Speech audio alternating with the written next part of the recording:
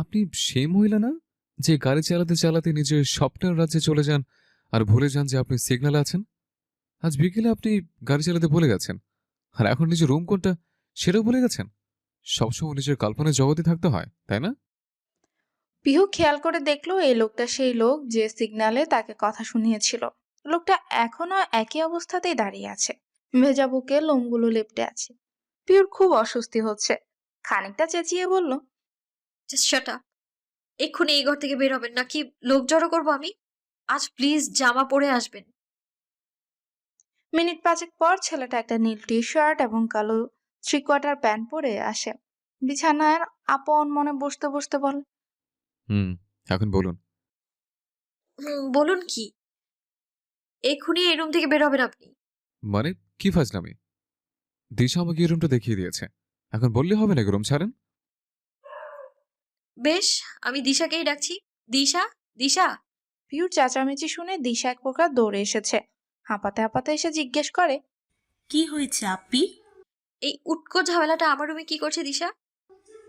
কে উটকো ঝামেলা? ও নীলাদ্রি ভাই। আরে, ও আমার খালাতো ভাই।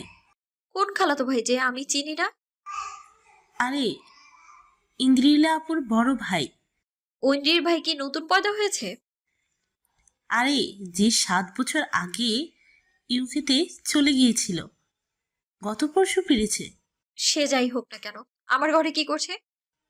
সরি আপ্পি, তোমাকে বলতে ভুলে গেছি। আসলে মানুষ অনেক তো, এই রুমটা আমার কাজিন ভাইদের দেওয়া হয়েছে। তুমি আমার রুমে আমার সাথে থাকবে। সেটা আগে বলা যায় না? হয়তো একটা ছাগলের সাথে তর্ক করা লেগেছে আমার। আরে ছাগল বলছো কেন? উনি সাইকোলজির ডাক্তার। ওই যে বাবা তোমাকে ইনা দেওয়া ওষুধ খেতে বলেছিল। ওহ, এই সে সার্টিফাইড ছাগল যে কিনা আমাকে আবোল তাবোল ঔষধ খাইয়ে পাগল বানাতে গিয়েছিল। নিজের নামে এত প্রশংসা শুনে আর নিজেকে আটকে রাখতে পারলো না নীলাদ্রি। ঝাঁঝালো কণ্ঠে বলে উঠল, আমি আমি আবল তাবল ওষুধ দিই? আপনি জানেন কার সাথে কথা বলছেন? জি, একটা পাগলের ডাক্তারের সাথে। তেজের সাথে উত্তর দেয় পিহু। দিশা সিচুয়েশনটা ব্যাগতিক দেখে সেটা সামলানোর জন্য বলে, নীলাদ্রি ভাই, ও প্রিয় আপু, আমার ফুপাতো বোন। ইন্দ্রিলা আপুর সমবয়সী ও। ও, তা তোমার প্রিয় অপকে বলো আমাকে একটু সম্মান দিতে। পিউ না, মুবাশিরা।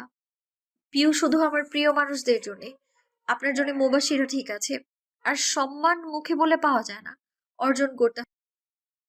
আর এরপর থেকে যদি রুমে সামারিয়া গানে পারফর্ম করার শখ থাকে তবে দরজা লক করে দিবেন। চল দিশা। বলে গটগট করে রুম থেকে বেরিয়ে যায় পিহু। নীলাদ্রি অবাক নয়নে তার যাওয়ার পথে তাকিয়ে রইল। নীলাদ্রির পুরো নাম নীলাদ্রি আহসান আহমেদ, সম্পর্কে দিশার খালাতো ভাই। বিগত 7 বছর ধরে ডিগ্রি নেবার আশায় দেশের বাইরে ছিল। এবার একেবারে বাইরের পাট চুকিয়ে দেশে ফিরেছে। একেবারে এবার বাইরের পাট চুকিয়ে দেশে ফিরেছে। পেশায় একজন সাইকিয়াট্রিস্ট, মনোরোগ বিশেষজ্ঞ। পরিবার বলতে শুধু বাবা আর বোনই আছে তার। হাসমা বেগমের খুব প্রিয় বলেই দেশে আসার পর থেকে এ বাড়িতে এসে থাকার আদেশ পড়েছে তার উপর।